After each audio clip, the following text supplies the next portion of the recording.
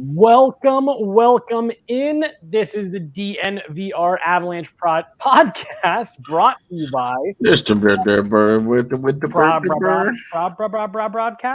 Brought to you by DraftKings. Guys, it's Christmas week, and DraftKings Sportsbook, an official sports betting partner of the NBA, has a gift that will certainly put you in the holiday spirit. New customers can bet just $5 on any NBA team and win $150 in free bets if they are victorious. It's a great way to put some extra jingle in your pocket.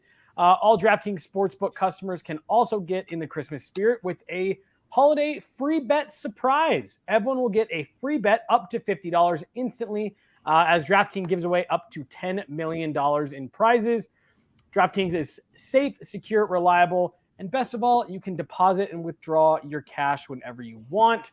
That is 100% true. I always make sure to pull that out of there once I get a little bit too up, not to tempt myself. Must be 21 or older. Colorado only. New customers only. Restrictions apply. See DraftKings.com/sportsbook for details. And of course, if you have a gambling problem, call 1-800-522-4700.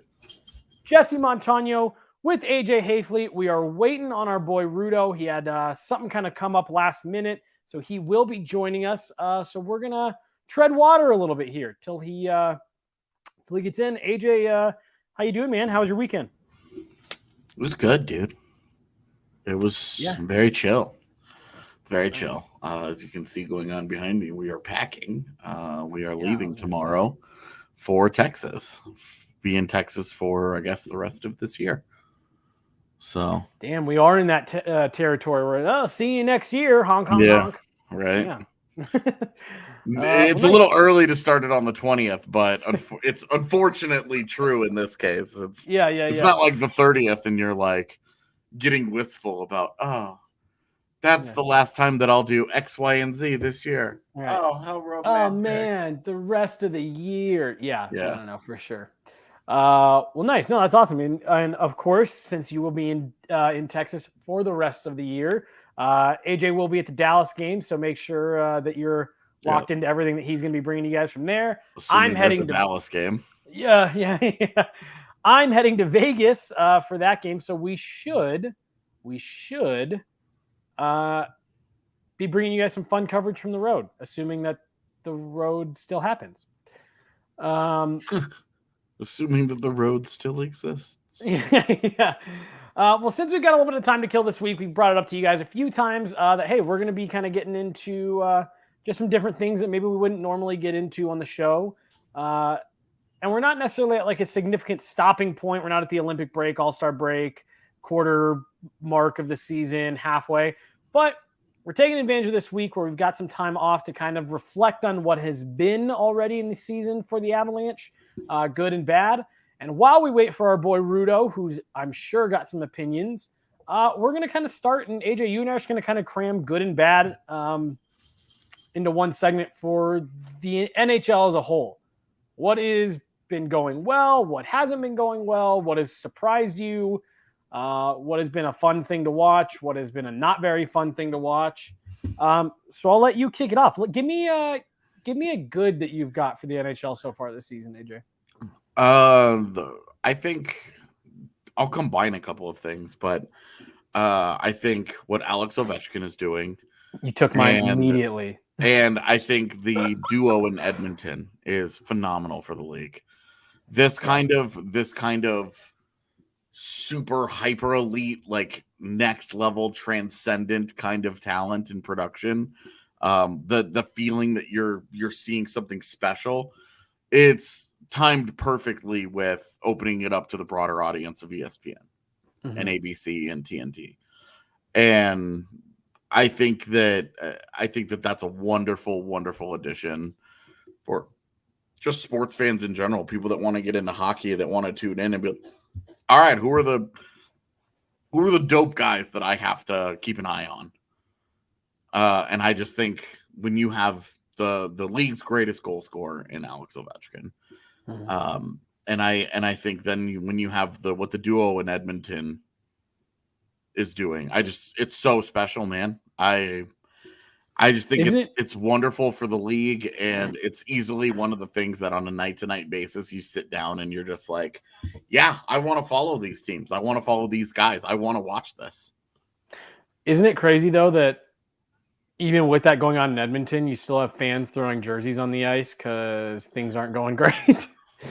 Yeah, I mean, they dared to lose a few games. So Yeah. No, do you Edmonton's whole MO is dare to be mediocre, regardless of their talent level. dare to be? Hey, we'll have two of the best players on earth and still be in the middle of the league. You watch. No, dude, It's honestly impressive how aggressive they chase the middle of the road. It's nuts. It's nuts. No, dude, the Alex Ovechkin thing is easily the number one for me. Like, this is now becoming a thing, not just within the hockey circles, but within the sports community, and therefore, starting to branch outside of even that, where it's like, you're chasing a major record here. Right. You're chasing a Wayne Gretzky record. The most casual of hockey fan, anybody who knows anything about, and when I say anything, I mean that very literally, about sports, knows who Wayne Gretzky is. Yeah. And the fact that you are looking at one of his records that many said would never fall, it falls into the category of, yep, that'll never be touched. You have someone who is on a legitimate chase for that. It's becoming must-see TV, especially a year or two from now, when you start entering into that territory of, he's seriously closing the gap. But I mean, he's one goal away from being the NHL's all-time power play goal leader. It just seems like every night when he scores a goal, he climbs some type of list. It's crazy. It's nuts. And I think it's great for, like you're talking about, just to build off of it. I think that it's great for the sports zeitgeist. I mean, when Barry Bonds was chasing down the home run record, we would later learn that Barry Bonds kind of sucks and is a comical over the top cheater, but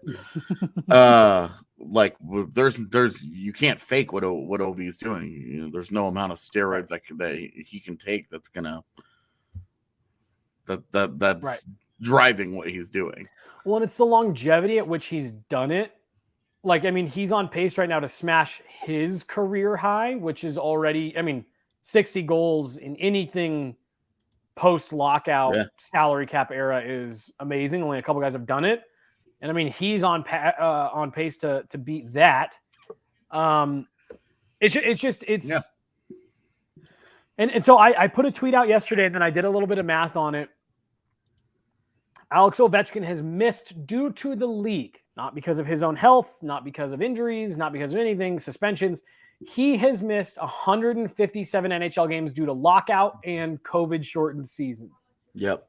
If you just go based off of his career average and you give him all those games back, it came out to 96 and some change. So, you put him in the realm of 90 to 100. I've always just given him 100 and said if he got 100 goals. And, does your calculation include him missing his 18-year-old season?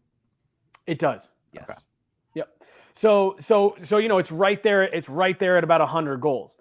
And so now you sit there and you say, okay, so let's say, and obviously it's the what if game, and isn't it cool? But like you give him those 100 goals back, and you're now entering into the territory where next season you're on legitimate record watch. Yep. Forget the fact that he's got 4 years after this one. And so what we're watching is really special, and it's going to be something really cool in, hopefully 10, 15 years to be like, I remember watching that chase go on, and once it really became realistic, it's just a really cool thing to watch, and I think it's phenomenal for the game. And you bring up a great point of the fact that this is the first year that they're on ESPN, and some of those really high-end players have just seemed to take it to a different level. It's kind of perfect timing for them in the league. Yeah. Seattle's another one that I will throw in there in terms of being good for the league. Oh, see, I was going to say that was one of the things that I thought was bad. Not for the league, but just it sucks to see an expansion team struggle as badly as they have when they clearly had designs on like competing. maybe not winning a lot right away. But like, you don't go out and spend, what is it, right around $10 million per year for a goaltending tandem that gives you league worst goaltending. Yeah. Like you're, like I think it sucks that Seattle is entering into a new market. The enthusiasm is there. The market has jumped all in. And that's what I think is good. The team is just like, well, so can we pause on just a bummer? Can we pause on that for a second? Can I get your opinion coming into the season, what you expected of them? I thought that they would compete for a playoff spot in the Pacific. I thought that they would have to win 2-1 because their forward core wasn't good enough to score. But defensively and with that goaltending, I thought that they should be good enough to be in it every night. But that was a team that I felt like their goal differential should be hanging right in the plus or minus 10 range all season long, where like they have hot stretches where it kind of goes up and then they have a bad week where it goes down. Instead, they've given up 108 goals. The only teams worse than that are Arizona and Montreal. Yeah. And there are games played considerations in there too. Right. So, like, they've given up 108 goals. It's just, it just feels like I wasn't a fan of what Ron Francis did in Carolina. I thought he built, again, like Edmonton. It was aggressively mediocre. Yeah. And I think that he just turned around and he pulled the same trick with Seattle, where it didn't feel like there was a cohesive plan. Like 100%.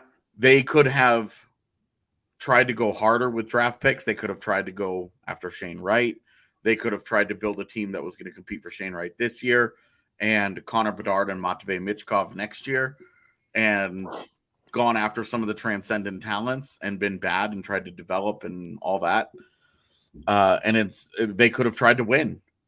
They, like, you go back and you look at the expansion draft, them leaving some high-end forward talent just sitting around, like Vlad Tarasenko, instead of, like, obviously now knowing that Tarasenko is actually like solid, but you remember at the time there was a huge question mark. Is he healthy? Can he still play? Like, there are questions, right? Voracek was the one for me that. Well, and for me, it was both, because then they didn't turn around and spend any money. Right. Like, they spent enough money to be like, okay, but then you look at the rest of it and it's like they could have had any number of expensive players who are having good seasons. Right. And they have 0 goal Jonas Donskoi. Yeah. Well, and someone just put it in the chat, and again, it's easy to say this because he's off to such a good start. Matt Duchene was left exposed. I believe Ryan Johansson was left exposed. Yeah, I mean, Jacob Voracek, Vlad Tarasenko. Like, there were a lot of guys that I couldn't believe that they didn't take any of them. Not that they had to take all of them. They didn't need to. Look, if you take all of those guys, you're like, wow, we are really expensive, and not very good. Like, how much better are they if they have all those guys and they're capped out for the next, 3 years, where they have no way of getting better? Yeah, they picked Gavin Bayreuther in Columbus, who then turned around and left as a UFA. Like, and they Vegas picks some guys like that too. There are just some teams where you're like, we're good. Right. But it was the fact that they left so much talent on the board, and instead of trying to go and find their own William Karlsson, they punted. They were like, we'll take these we'll take Jamie Alexiaks. We'll go with Adam Larson. We'll go with Yanni Gord. We'll go with like solid NHL players that just aren't special. Well, that don't do anything. They don't. There's no high or low. Like, they just sort of exist in the gray area of the NHL, and that's exactly where they ended up. Well, and then the one player that they do take off of the team, that is kind of one of those more significant names, is Jonas Donskoi. And that has so one of the few names, like you said, in addition to like Yanni Gordon stuff, one of the few names that they really took really hasn't done anything for him. You add Jacob Voracek to that group with Eberle and Donskoi and Gord. If you add 2 of those guys that we listed, Voracek, Tarasenko, Duchene, Tarasenko, whatever, how much better are they? And I think it's significant, and they still And they still had plenty of room to go do stuff or Well, go the and complete then opposite direction. They rolled into free agency. They gave Alexander Wenberg $4.5 million. Right? Yep. Like that was a UFA deal coming off of a 29-point season in Florida, which was his bounce back. Like it was okay. Right. But this was a dude who had almost 60 points once upon a time. Yep. And has like been living, he's been getting paid off of that ever since. And then they go in and they give super injury prone 29-year-old Jaden Schwartz a 5-year deal. Yeah. At $5.5 million. And like he's done everything for them. Yeah. He's the one thing that they did that actually turned out. But it's like you guys didn't get them any help down the middle, like Jared McCann. Right. Okay. He's fine. He's having a fine season. He's not bad. But it was just they just seemed to like walk the middle line of like we got all these guys like Jeremy Lazon and Hayden Fleury and Carson Soucy and Vince Dunn to go with Alexiak and Larson, where you're just like, how many second and third pairing defenders do you guys have? Well, they didn't seem to commit to anything. Yeah, one way or the other. Commit to, all right, we're going to be bad and we're going to get in the draft conversation. We're going to acquire picks. Because that's the other thing that like, and obviously the Vegas expansion was like such a lightning in a bottle type thing. Oh, totally. Where like they maximized every player they got and they cashed on draft picks. Every guy that they had a career year in year one. Right. Where it was just like they all went ham. Like William Karlsson scored 40 goals. Eric Howla had like 55 points. Like right. It was insane, dude. Well, but then on the flip side of that, you give them the credit because like for the I don't remember what it was they actually ended up picking from Florida, but Florida gave them Jonathan Marchessault and Riley Smith, for nothing to take someone else. Like they made moves like that where they gave themselves so many more lottery tickets than I feel like the Kraken did. Where it's like, yeah, no one was expecting the Kraken to make the run to the Cup final on like an amazing season, but Vegas just gave themselves such a better chance to do that while still maximizing on draft picks and prospects that they have then turned into, they turned 2 of their 3 first rounders into Mark Stone and Pacioretty, which okay, hey, you want to take your early success, which is fluky, and legitimize it, go get legitimate players. That's exactly what they did. Yeah. If they don't win a cup with it, then okay, great. Then all they did is they gave a brand new market, right, 3 conference finals appearance in its first 4 years. Yeah. And that's if they don't accomplish anything from here on out. Right. Like maybe they don't win the cup with it, but I mean, you want to establish yourself in a market, it's a good fucking way to do it. Right. Well, and then they just added Jack Eichel, who is still very young, and like now you've got a. What do you mean? I mean, we'll see how it goes. We'll see how he goes, and we'll see how he is when he returns. But I mean, all the pieces are in place for them to be special. Well, and what I was going to say about Eichel is like that is now someone who is on a long-term deal, who's young, who should be a star in this league for a long time. Like they seem to. Again, they caught lightning in a bottle, and they said, "Cool, we're going all in on this now." Like they operate with no fear, right? And Seattle just seems like they are just driving down the shoulder of the road with the hazards on. Like we're not really sure where we want to be yet, but we're on the road. I like that analogy. Yeah, like so it's just I think it's good for the NHL in on the whole because. That market really does seem to be excited about it. Seattle's a great sports town. They've got great facilities. They're selling out every night. Like that is really good. But year one is easy, right?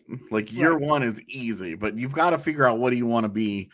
You have to figure out your identity. You have to establish a culture. You've got to figure out who you want to be on the ice. And right now, Seattle isn't anywhere in that regard. I agree with you on the Ron Francis thing. I thought that was a weird hire just because he didn't really have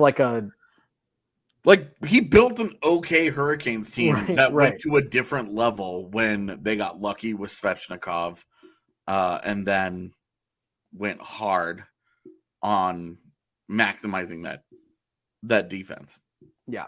And taking chances in goal. Like they caught some breaks after he left that helped get them to a different level, but also like they were okay. Like they were solid with him. Right. They Yeah. weren't bad by any means, but it was hard to envision them getting to a different place. And now it's not. Right. You know, I was a big doubter of them coming into this season, but not anymore, man. Carolina, you mean? Yeah. I think they're perfectly legit. It was really just I didn't trust that their goaltending was going to hold up. That this like parade of goalies, where that they just keep rolling in and out. I didn't trust that it was going to go their way. I feel like they've done that since Cam Ward. Like since Cam Ward won a Stanley Cup, that's what they've done. Is just like, well, let's see what this guy can do. It's been Mrazek, it's been Reimer, it was Nedeljkovic, and now it's Freddie Anderson. Yeah. So like they just keep maximizing them and the Leafs, huh? Just kind of keep swapping goalies back and forth. Yeah, with the exception of Nedeljkovic. Yeah, it's really like the Leafs get rid of somebody, and the Canes are like, "We'll take that. Yeah, we'll try that." You. AJ, do you got anything else league wide that just like has really stuck out to you one way or the other? I think it's been outside of COVID. I think it's been really, really disappointing to see what's happened with the Islanders. Just they've really, like, Avs fans want to talk about how much bad luck the Avs have had, which has been a ton. But the Islanders, 13-game road trip to start the season. Then they get home. They're destroyed by injuries. They're destroyed by COVID. They play several games with just a decimated lineup because of COVID before the league decided that they were going to shut teams down again. And the Islanders were just in such bad shape. And then they finally pulled the plug and shut them down for a few days. And it's not that they've rebounded wonderfully, but they're starting to find themselves a little bit. And I just think that's a bummer because, I mean, they lost 1-0 in Game 7 to Tampa Bay last year. Right. Like, they were this close to getting to a cup final and maybe even winning that thing. I mean, an Islanders-Canadiens cup final would have been cause for seppuku for a lot of people. But I tell you, I think that they were this close, and then to see them kind of respond the way that they have, it's been, obviously I'm biased here, but it's been a bummer. No, and I would agree with that because look, it's one of the NHL's biggest markets, New York, and the Islanders fans are extremely passionate. You got a new arena opening up. I mean, there's a lot of reasons why, we've spent a lot of this segment talking about what's good for the league and good for the game and good for attracting new fans and stuff like that. Having the New York Islanders be a good team is really good for the league. And similarly, Florida, I think, on the other side of this, if it's ever going to work in Florida, it's got to be a team like this. Well, and the Florida conversation is so funny because I saw someone when we were talking about on Twitter, the attendance turnouts and how someone was like, well, hockey clearly hasn't worked in Florida. And it's like, well, depends on what you're talking about. Because Tampa was at the high end of that list. So it's like the state of Florida, I don't know if that necessarily holds true, but Sunrise, one of the most popular retirement communities in North America, it hasn't worked out great. Well, so, those are some things that you definitely think of as synonymous are retirees and hockey. Yeah, right. Of course. I mean, that's just a natural hand in hand. Yep. It's always been that way. It'll always be that way, right? Honk, honk. Cool. Anything else on that? No, I'm good. Cool. Me too. So, since we're both good, let me take this moment to remind you guys, Jesse Montano, AJ Hafley, waiting for Nathan Rudolph to show up and back us up a little bit here on some of our Avs takes. But while we wait for that, I want to remind you guys about one of our newest partners, Lightshade Dispensary. Make sure you use the code DNVR for 25% off each purchase. Dude, I can't talk today at all. You can shop online and or visit a Lightshade location near you. This is the highest award tropical brand in Colorado. They prioritize quality and consistency with ratios available in 1-to-1, high ratios of CBD 20-to-1. They have you covered for everything you need, always using the best materials and ingredients to deliver a premium experience. Again, that promo code is DNVR. Order online gets you 25% off. You can head into the store and pick it up after that. I don't think anyone's ever going to complain about getting a discount on that. When we heard that was rolling out, everyone at the company was like, and where is the nearest location to where I'm at right at this exact moment? So make sure you're using that promo code. Also, want to remind you guys about our great friends over at Green Mountain Dental Group. I am heading to Green Mountain Dental Group here in the next few weeks to get a cleaning, an x-ray, the whole 9 yards. So join me and several of our listeners who have made the switch to Green Mountain Dental over the years and make them your permanent family dentist. Those listeners have personally reached out and let us know just how great their experience was. And they've thanked us for sending them in the direction of such a wonderful place. There's nothing more rewarding than hearing from our listeners. So please go and tell us about your experience.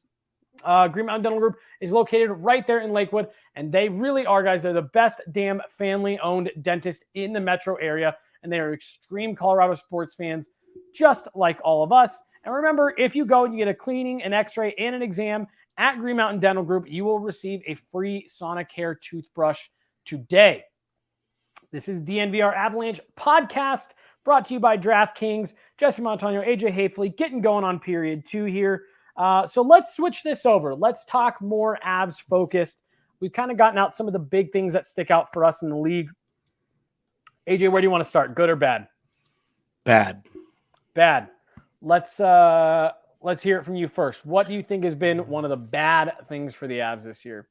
Bad team, trend, whatever. 75.6% PK. Yeah. 28th. Yeah. I think it's stinky. Yeah, and what's been so weird about that penalty kill has just looked different to me this year. They look a lot less cohesive. I feel like there were stretches last year where that PK was not only, it went through really, really good stretches last year, but like when you watched them, you never felt like they were going to get scored on. You never felt like they were giving up the big chances. You felt like teams were having to earn scoring opportunities and goals. I've caught myself more often this year being like, yo, what are they like? They're just running around on that PK. And that's what's leading to so many open lanes. You and I got into a conversation, we'll call it, about, there was a play several weeks ago where I don't even remember who they were playing at this point. EJ came sliding across to block a pass, and we were arguing about the slide, but Ottawa. really one of those, it was Ottawa, that's right. But really, like, it was one of those things where now looking back on it relative to this conversation, it's like, no, that whole team was just like kind of out of sync, and you led to a guy being that wide open. And like that to me has been the issue regardless of the personnel, is the process just looks bad. Its process has been horrific. Yeah. There's no getting around it. They're one of the worst penalty kills in the league. Their results are bad, but also like, yeah, are they getting any saves from their goalies on the PK? No, they're not getting much help. They're also getting lit up in terms of the kinds of chances they're giving up. Right. So it's like, okay, so the goalies have to basically be unbelievable in order to make saves on the PK, because the quality of chances they're giving up are insanely good. Yeah. Like, come on. Yeah, no, it like, honestly, there's even been a few power plays just recently in the last couple of weeks where I've noticed goaltenders are making big stops. They're making a number of big saves, and the team still gives up a goal. And it's just one of those things where it's like, if your goalie gives you that type of support, and again, that's not universal, that's not every penalty kill, but like if you do get a handful of big saves, like you've got to help them. You've got to compete for them to help get to the end of that kill. If they make a couple big stops and keep a couple goals off the board, you've got to reciprocate that. There's a funny comment here in the chat where they talk about the fact that it's really weird because like they're scoring shorthanded points at like an all-time clip. Yeah. But yet they're still, their PK is 28th in the league. Like it's special teams in general. I'll kind of build on that. One of my bads for this year has been the power play in terms of zone entries. Now, you were without Nathan MacKinnon for a stretch there, and he's, I know, he's one of your big drivers in terms of actually carrying the puck over the blue line and establishing possession. But I feel like more this season than ever, I can think of entire 2-minute power plays where they literally waste the whole thing just trying to get the zone. Into the zone, yeah. And it's frustrating because like you'll see them win an offensive zone face-off where they can finally establish zone pressure. And I mean, dude, that puck snaps around on that power play. You have one of the best power play units in the league with the level of skill and talent you have out there. And they're wasting a lot of it. If a team gets one clear, a lot of it gets wasted. Where do you think the power play sits right now? In the league? I'll bet you it's higher than I'd think. I'd say top 20. Oh, yes. No way it's top 10, right? You're kidding. It's 9. Wow. I was going to say 8. It's 0.3% behind 8th, which is Boston, by the way. And I guess that's the part that maybe makes it like the bad for me is like you are seeing once you can establish that zone pressure, you've got the weapons to just rack up power play goals. But it's been mind-numbing to watch them just lack creativeness in terms of attacking the blue line this year. And you've seen when they have changed it up, how effective it's been. And they just seem to resort back to that drop pass every time. Yeah. Welcome to the NHL. Dude, it's crazy. It's nuts to me how every team runs a variation of it. Yeah. And then people are like, God, why is the Avs drop pass just so awful? And it's like, right. Yeah. By no means is that an Avs issue. I hate to tell this to you, but yeah. It's funny because, like, man, I watch them like at morning skate and practice stuff, and they do a ton of power play work. Yeah, but when you're going against a bad penalty kill, it all works a lot better. Well, but what's so funny is they start everything established in the zone. They don't do almost any work in terms of, setting up in your structure, coming from your own end, coming through the neutral zone. So again, when they get set up, they can snap that puck around with the best teams in the league. And I think that's kind of what you see there with them being sitting at 9. But yeah, it's a matter of getting there. Another bad for me, which I don't feel like anybody would be able to guess the top 10 for the power play percentage. I'm sure Edmonton has to be up there. Oh yeah. I mean, I think people could get a couple of the teams along the way, but actually put them in order. I feel like people would be awfully surprised that among the best power play teams right now are St. Louis, Dallas, Anaheim, and the Rangers and Preds. Yeah. Seems like, especially Anaheim, which last year had the worst power play in recorded NHL history and is now 26.7%. After humming along at a cool 8% last year. Well, that almost does make sense. Just in terms of because you see that a bunch of those teams that you just listed are kind of overachieving right now. It's like, oh, you're just kind of coasting on some hot power plays right now. Yeah, you look at a team like Dallas, which is not a team that scores very much. And it's like, this is where their success comes from. Yeah. they have to capitalize on power plays because they're not scoring at even strength. Yeah. And then obviously Anaheim and the Rangers, you're just like, we'll see. Right. Yeah, Troy Terry, what's up? What's up on the power play? Another one that's bad for me, and I hate putting it here because I think it's actually been there's been way more ups than people will give it credit for. Could we just like say injuries and then just move on? Oh Like yeah, everybody understands injuries. Yeah, Like yeah. we're good. Injuries Cool. are the big one. That one's number one on the list. Has We're gone done. bad. Boom, Yeah. way up at the top. Done. Moving on. Yeah, the injuries have sucked. But you know, obviously the goaltending. Oh man. You know, I think Darcy Kemper's had more good games than people give him credit for. He's had better. I would agree. You know, he's made some bigger saves than people will necessarily give him credit for. The bad games have just been dragged him down, and that's what sticks out to people. Yeah, they've been ghastly. Right. Well, and honestly, you know, there was someone.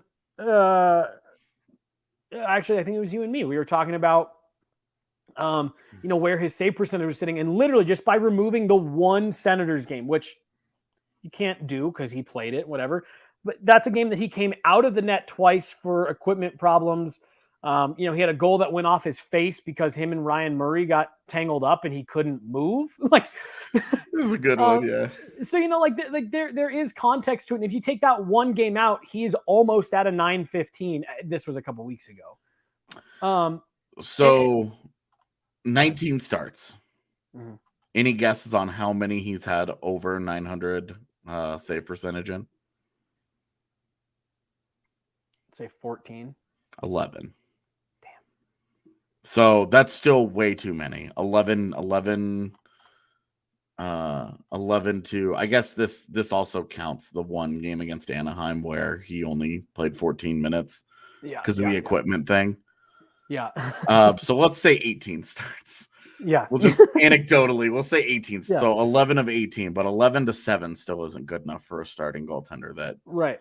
Like a starting goaltender that you're expecting to be high end, not right. That you were expecting to be in the Vezina conversation. We're just trying to get by here with this guy. Right. We took a chance on him. You gave a fucking first round pick for this guy. 11 over 900 is not good enough.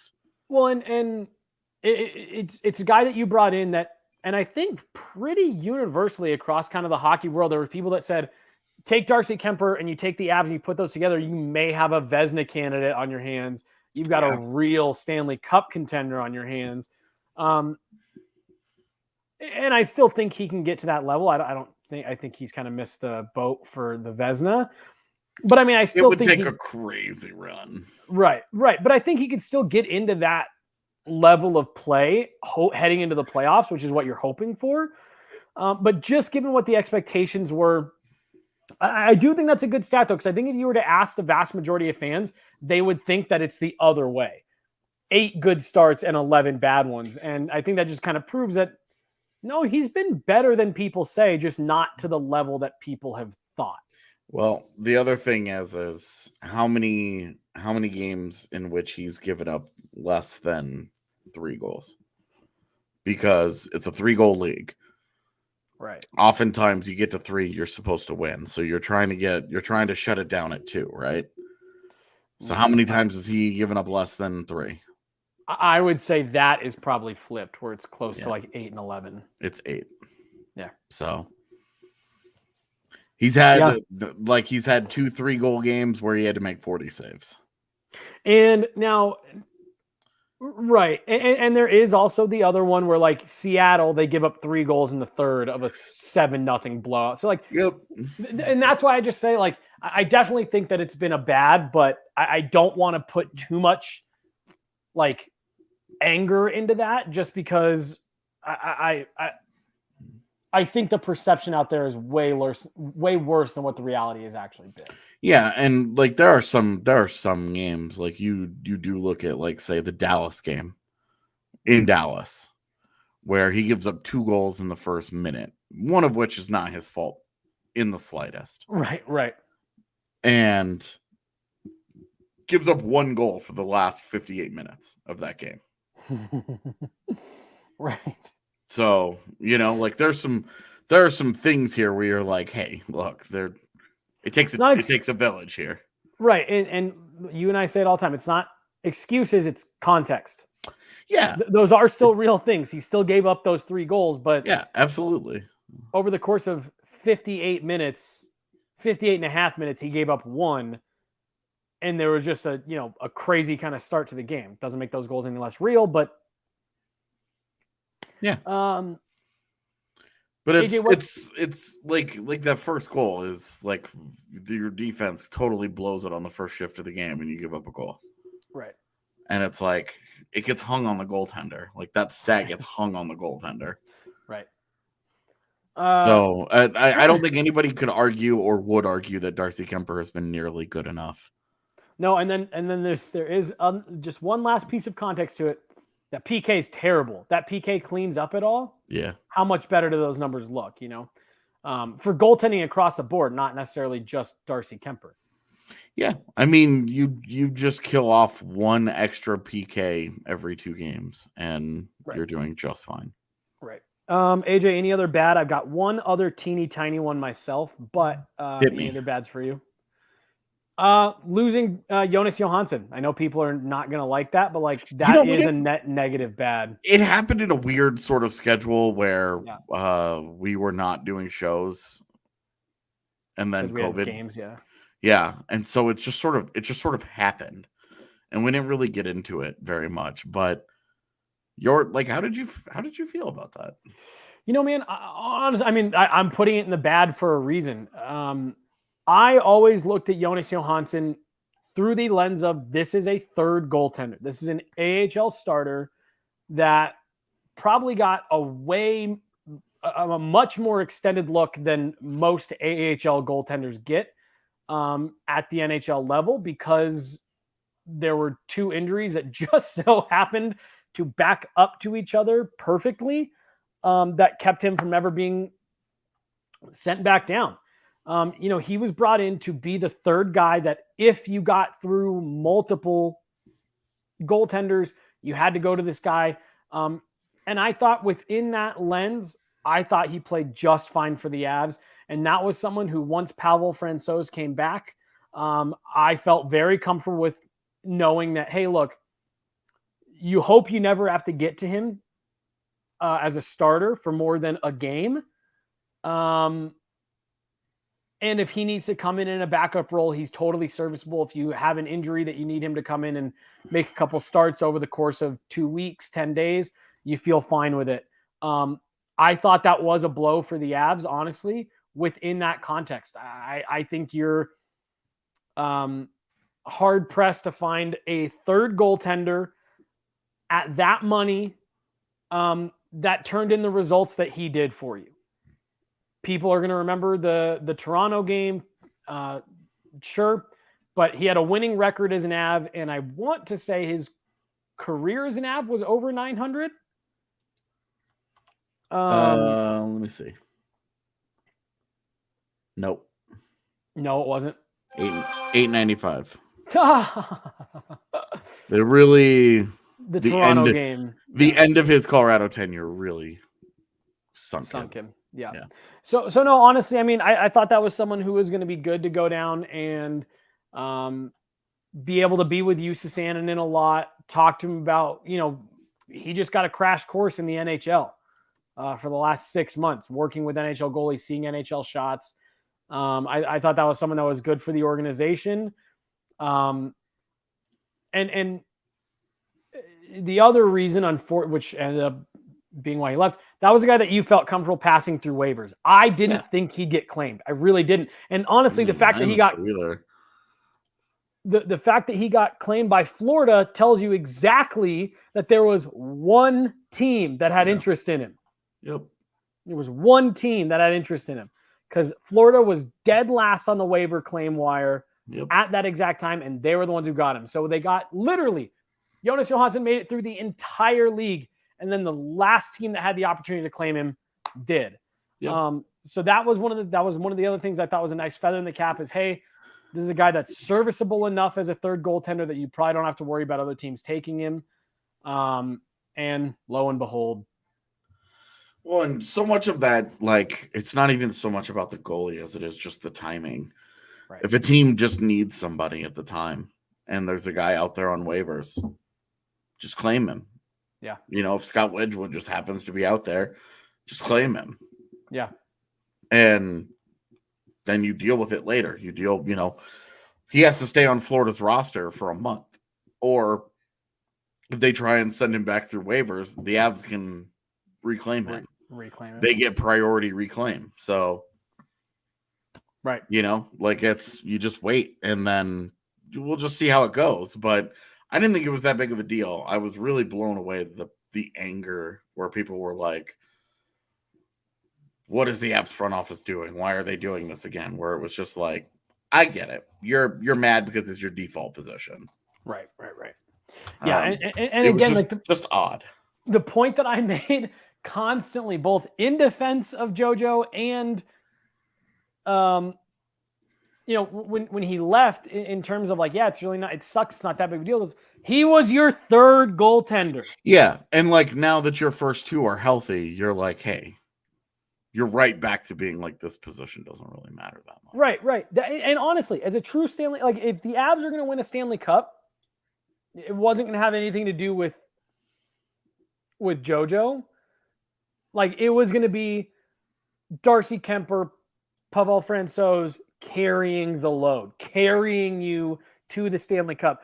JoJo was literally just that insurance piece that you hope you never have to get to. Again, I mean, that cool. Go get Devin Dubnyk. It doesn't matter. You know what I mean? That's the hope, is that it doesn't matter. Yeah. Yeah, and look, if you get unlucky and you lose Kemper and Francouz to injury, I don't know what to tell you. Right. Yeah. You've just gotten unlucky, and there isn't any amount of planning that is you think Carolina meant to do what they did last year? This is my favorite example of this. Alex Nedeljkovic passes through waivers at the start of last year and bails the Hurricanes out of goaltender injuries and lives up to his potential at the very end. Right. And now he's off to great. He's off to an NHL starter career out of no. The guy passed through waivers a year ago. Well, and it even tells you a little bit about what NHL front offices honestly. And this isn't about the players personally, but what they think about goaltenders who have that type of track record. He bailed the Carolina Hurricanes out last year, and they traded him in the offseason. Yeah, and they went looking for what they thought was that was just their scouting, was that they said, hey, we loved what he did for us. We're appreciative of it. We waited a long goddamn time for it, and now we don't want to pay for it. Right. We're going to put this money towards a guy that we have a little bit more belief in. Known quantity, yeah. And right now, I think they're proving to be both right and wrong. Nedeljkovic looks like he's for real in Detroit, at least solid. Yeah. And Freddie Anderson's been awesome. Right. So I don't think they're upset. Yeah, exactly. They're like, hey, we got a draft pick out of it. We're good. Yeah. Any other bad before we move on and wrap all this up with some positivity? No. A really super minor thing. Been a little bummed with Darren Helm. Yeah. Been a little more Pierre-Edouard Bellemare than I was hoping. Yeah. Just stretches of games where you just don't notice him. Yeah. No, I thought that was going to be a guy that turned out to be, when I say big contributor, I mean within the confines of a fourth liner, but sure. Wow, what a guy to have on your fourth line. That's awesome. What a big kind of boost he's going to be to that bottom group there. And I fully agree. It's just been a little bit underwhelming, especially when you see him score on that breakaway. It's he's got the ability to add some punch to that fourth line, and he gets a break because he skated most of the season so far with Jason Megna and Kiefer Sherwood. Yeah, and that's been part of the other issue here, is that he's been asked to do things either in a role that he just wasn't, meant for, or he's doing it surrounded by guys that don't belong in the NHL. Right. And like, he's not good enough to elevate that line on his own into being like, hey, maybe it's working. Mm-hmm. And then LOC just left him in the dust. So, well, speaking of him, let's move on to our good. But first, I'm going to remind you guys about a few of our fantastic partners here, starting with Snooze Sleep. I'm going to be in the market for a new mattress soon. I can't stand the one I have. Snooze is definitely going to be the first place I start. Take a look at their Snooze Flip. What is the Snooze Flip? Snooze Flip is the most universal mattress on the planet. You can customize your sleep experience to fit your needs. One side is soft, one side is firm, and you can flip it to the side that fits your body best. The cover is also reversible with one side up to 5 degrees cooler and cozy warm on the other side. This zippable cover makes the Snooze Flip a true 4-in-1 mattress. It's the only 4-in-1 mattress with these features. Don't stress shopping through hundreds of beds online. Snooze Flip has all the features in one and will ship it straight to your door. It expands faster than most, so you can sleep on it that night. Make sure to head over to Snooze Sleep and check them out. Same day, you can sleep on it same day as delivery, all that good stuff. Make sure you guys are checking them out. They said it's going to be the first stop I make when I am finally getting a new bed and getting rid of this horrible one that I have. Also reminding you guys about our good friends over at Strava Craft Coffee. I don't know about you guys, but seriously, anything I can get delivered to me, I'm all for. Now more than ever. Bring it straight to my door. I don't want to have to leave. I don't want to have to go out, especially, me, in the winter. If there's snow outside, bring it to me. And that's exactly what Strava does. Strava Craft Coffee is the CBD-infused coffee that is the ultimate gift this time of year. I got it from my dad. Got him a nice big box of K-Cups, and I had to give it to him early because I just couldn't help myself. He's absolutely loving it. Look, my dad's in his 60s. He's got aches, pains, all kinds of stuff, and the CBD truly does help. Help him get better sleep, help him feel better at night, take away some of those aches and pains. Head on over to Strava Craft Coffee and use a promo code DNVR25 to save 25% off your first order. CBD-infused coffee helps with chronic headaches, joints pain, IBS, and so much more. No coffee jitters if you want 3 or 4 cups a day, like most regular coffee drinkers. Head on over there, use DNVR25, get 25% so off much your coffee. Lastly, guys, last but absolutely not least, Breckenridge Brewery. Breckenridge Brewery is the official beer of DNVR, and regular seltzers are now being sold in the bar. You guys know we love our Breck brews and seltzies, but what we love even more is the oh my gosh, dude, what did you do to me? The Farmhouse. Farmhouse is open again, socially distanced, beautiful setting outside. You can go down there and try out any of their beers, the Avalanche, Strawberry Sky, Vanilla Porter, or any of the seltzers. Or, like I said, just come on down to the bar and try them all out there.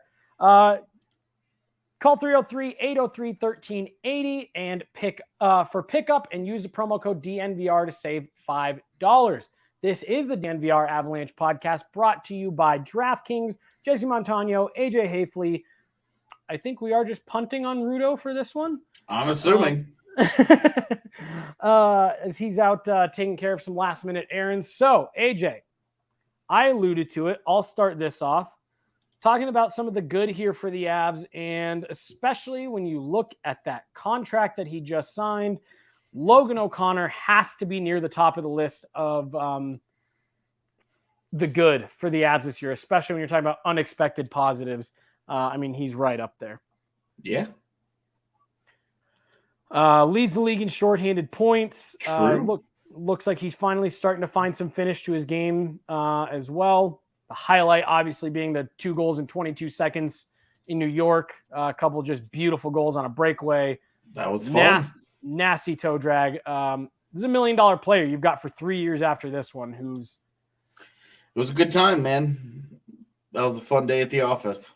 Yeah. You got to be feeling good. If you're Joe Sakic, Jared Bednar, you got to be feeling good about having this guy locked up for a few years. Absolutely. Positive for you. I'll frame it this way. Which of these numbers surprises you the most? Okay. I'm going to give you 4 things that are true. Okay. I want you to tell me which one surprises you the most. Okay. Mikko Rantanen leads the Avs in shots on goal. Okay. Nazem Kadri leads the Avs in points. Okay. By like a lot. Bowen Byram has more goals than Nathan MacKinnon. And Cale Makar leads the NHL in goals by a defenseman. Which one surprises me most? I'm going to go with. I'll throw a 5th one too. Okay. Eric Johnson. Is plus 15. I'm going to go with Kadri. Being in terms of the one that, like, if you would have listed all those things out to me at the beginning of the year, Kadri leading in points, I think would be the most surprising. Without like a huge gameplay disparity. There's a 7 gameplay disparity between MacKinnon and Kadri,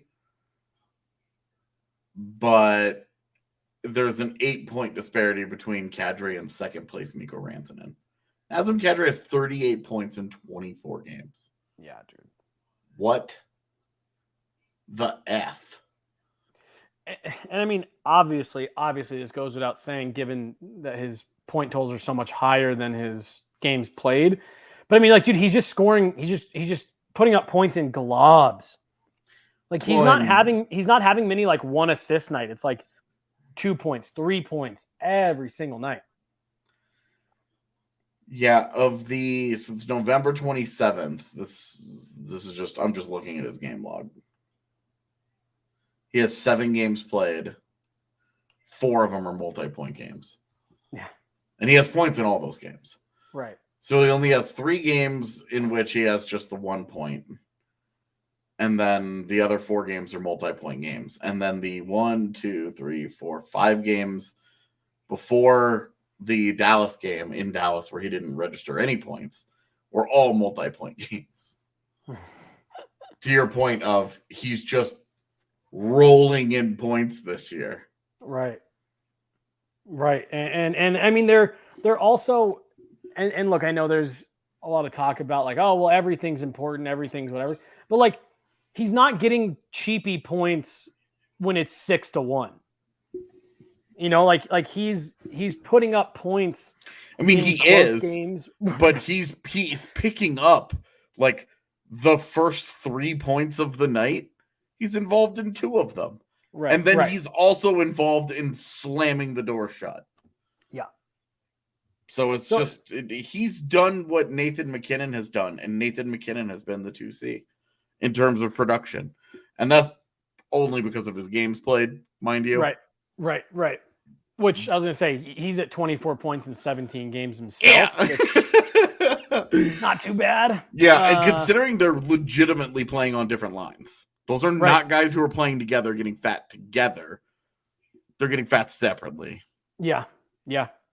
And that honestly is part of what's leading to these, just gaudy goal totals we're seeing the Avs put up. Yep. That's how it happens. All of your lines just keep scoring. Right. Andrei Burakovsky goes cold and everybody's mad.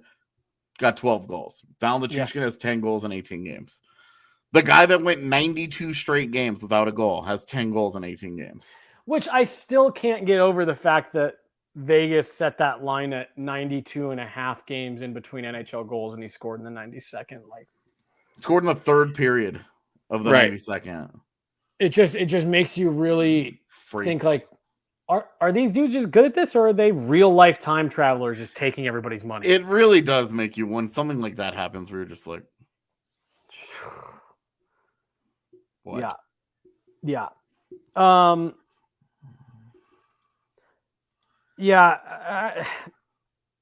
All of those things that you just said, my favorite is Byram has more goals than MacKinnon. I was just about to say that. Now, do you look at any of the fact that MacKinnon only has 3 goals as not necessarily a positive? But like Nathan MacKinnon, again, he's got 24 points in 17 games. He's only got 3 goals. He's finding ways to be effective. He's finding ways to be dangerous. Yeah. I tweeted this out the other day. 16 of 17 games played, he has a point. Right. He only has 1 scoreless game this season. He's finding ways to be effective, and he's making people around him better. Like, they're winning games that he's in by, they're putting up a ton of goals. And it's not like the Nathan MacKinnon show, not to go all the way back to the first segment and like not to sound too much like John Tortorella here, but it's not like, wow, the Oilers won 7-1 and McDavid had a hat trick and Draisaitl had 4 goals. Like, it's like, oh, sick. Yeah. Like 2 goal scorers across 7 different goals. Like, the Avs are having nights like that where they have 6 different goal scorers, 7 different goal scorers, 5 different goal scorers. Like, they're getting contributions, and a lot of that, it's nice to see Nathan MacKinnon finding ways to contribute in that part of the game as well. They have 5 guys who have 10 goals already. Mm-hmm. We're talking, that's 5 guys and a 6th in Landeskog who has 9 goals in 22 games and 27 points in 22 games. You're talking all of these guys are on pace for, are on 82 game paces for career highs. And all of them are near 30 goals pace. Yeah. And when I should clarify, Cale Makar already is in a career high in goals. Yeah. His previous was 12 his rookie year. So he's got 13 in 23 games. Dude. Because he's a fucking freak of nature. Yeah. No, he really is. Another positive for me, I'm going to go with Jared Bednar. Look, like of the course start you of this, would. Me? Yeah, Jared Bednar fanboy over here. I think he's phenomenal. Jared, coach. He's my man. He is. You got to replace that fireplace in your background with just a picture of Jared. I will for next show. Don't even think I won't. No, dude, I just like that YouTube video ended. Yeah, what the hell? What the hell? This is so funny. We've been doing this for way longer than I thought. Yeah. Well, we spent the first several minutes kicking tires waiting for Rudo, and then Rudo's just not going to show up. So we're like, okay, well, gonna do us like that. No, man, but honestly, I say that because I think there was a big spotlight on him this year, coming out of a second round exit. Yeah. And there was a lot of pressure on him to be, to get this team going right away. They stumbled a little bit, and now you take a step back and look at this record in the last 15 games. Like, I don't think the Avs have gotten enough credit nationally for this run that they're on right now. Yeah, when you consider the injuries and when you go and you do look at the man games lost stuff, you see that the Avs have their first place in quality of players lost this year. And this just hasn't proven anything until he gets them past the second round. What the fuck does that even mean? Yeah. Hasn't proven anything, really? Anything? Just completely eliminate NHL coach off his resume if they don't get out of the second round. He's never even been an NHL coach. There are, if you go and you look at the last couple of years, you look at the last 3 years, the Avs are one of the only teams to get out of the first round each year. But the coach hasn't proven anything. I can't anything. I can't ever get over the fact either that whether it be the coach or this group, this second round narrative around them is so made up and flawed. It just ignores reality. Right. It's I have nothing else to be angry about. I can't enjoy sports unless I'm angry. So I'm going to be mad that this team who overachieved 2 years in a row to get to the second round is now suddenly this oh, that's what this team is all about. They can't Like, get out of the second round. Yeah, and like in those 3 years, one true, like no doubt about it, 100%. no nonsense, a true blue letdown, Yep. a legitimate disappointment. Yep. But you had a one overachievement, and then you had one. There are asterisks all over the Edmonton bubble. All over it. Like, it's an Edmonton bubble where the season was paused for multiple months. And then when they came back, by the time they got to Game 7, they're missing like 6 regulars and they're starting and backup goalie. Yeah. It was 6 regulars and both goalies. And they hit a post in that overtime. They're a post away from going on to the conference finals. Then what do people have to be mad about? If that team gets out of the second round when they shouldn't have, and Jared Bednar said after, hey, if we get out of that round, we are without all of those players for pretty much the entire conference finals. Yeah. Would then people be mad that they didn't make it to the cup finals with that team? Like, it's all so made up. The Vegas series, absolutely. Yeah. You put it perfectly. No bones about it. Be upset about that. The team the team's pissed about it. You're up 2-0 and you lose 4 straight. 100%. But there were a lot of things that went into it. There were a lot of things but like ultimately, like there's no getting around that. You won the President's Trophy. You had expectations. That's of those second round series. That's the one that hurts because that one hurts for a reason. Like that one's the one that's the letdown. The other ones, you're like, okay, even if they get to the conference finals with Michael Hutchinson, they get swept by Vegas the next round. Right. They had they were not, you just said it, like they were not going to be competitive in the next round. They didn't have them. And that's just reality. But like they have one major disappointment. And it was also a second round series against the team that they tied for the President's Trophy with. Right. So it's like, you're just like, look, it was a huge letdown. Because they were up 2-0, but that's also of the 3 teams that they played. That was the best team that they had. It's also the best team that they've played in the second round. Well, so it's just and everybody would have agreed. Like, had you seen that series in the finals, it would have been a great finals series. Oh, right. And that was also just wasn't. That was also one when that series was sitting there at 2-2. You were saying one of these organizations is going to feel like a massive failure letdown. Yeah. Because the President's Trophy was decided on a tiebreaker between those 2 teams. Both those teams had expectations to finally get over the hump. And whichever one lost, it was going to be a huge disappointment for. And it's super unfortunate. The Avs are on that side. It was a massive disappointment. You can say 1,000 things about that series, and most of them are probably true. But the fact that the 2 years before that, both of them, the first year, they overachieved, beat the hell out of the Flames, lost in Game 7. Don't need to get into the Landeskog thing.